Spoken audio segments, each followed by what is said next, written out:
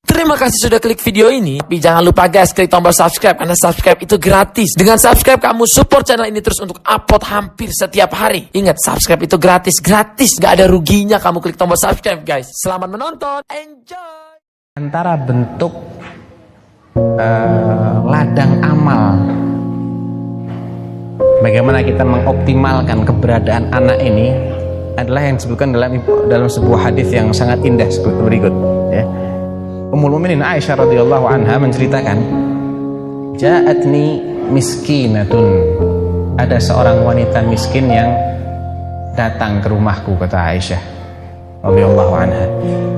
Tahmilu ibnataini laha, sambil menggendong kedua orang bayinya, bayi putrinya, bayi perempuannya.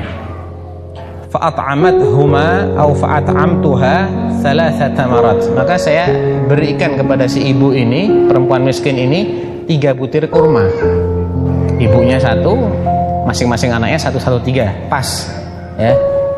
Fa'atat kulla wahidatin minhuma tamrah. Maka masing-masing anaknya dikasih 1 butir. Tinggal sisa 1, mau dimakan, kedua anaknya nangis minta lagi. Wa rafa'at ila fiha tamratan litakulaha. Baru diangkat ke mulut, mau makan sisa kurma yang cuma 1 itu. Fastat'amatha ibnataha.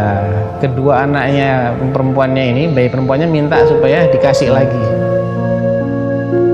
Fashaqqatit tamrata allati kanat turidu an ta'kulaha bainahuma. Maka dibelah menjadi 2. Masing-masing dikasih separuh-separuh.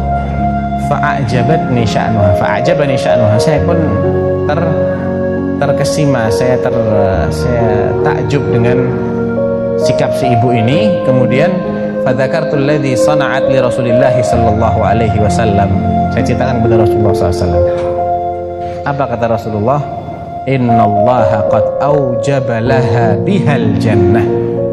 Gara-gara 1 butir kurma yang dia relakan untuk anaknya tadi itu, Allah masukkan dia ke dalam jannah.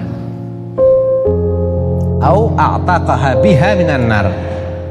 Ini rawinya ragu-ragu. Nabi mengatakan Allah masukkan dia ke dalam jannah gara-gara 1 butir kurma tadi itu, atau Allah menghindarkan dia, membebaskan dia dari neraka gara-gara 1 butir kurma. Apapun yang diucapkan Nabi, entah yang pertama atau yang kedua, ini adalah sesuatu yang luar biasa gitu loh. Nah, betapa banyak kesempatan-kesempatan itu yang kita lalui dalam kehidupan sehari-hari, ya. Apalagi kalau kita niatkan untuk sedekah, ya, menafkahi itu adalah kewajiban. Tapi kalau diniatkan untuk sedekah, dikasih pahala lebih sama Allah Subhanahu wa taala, ya.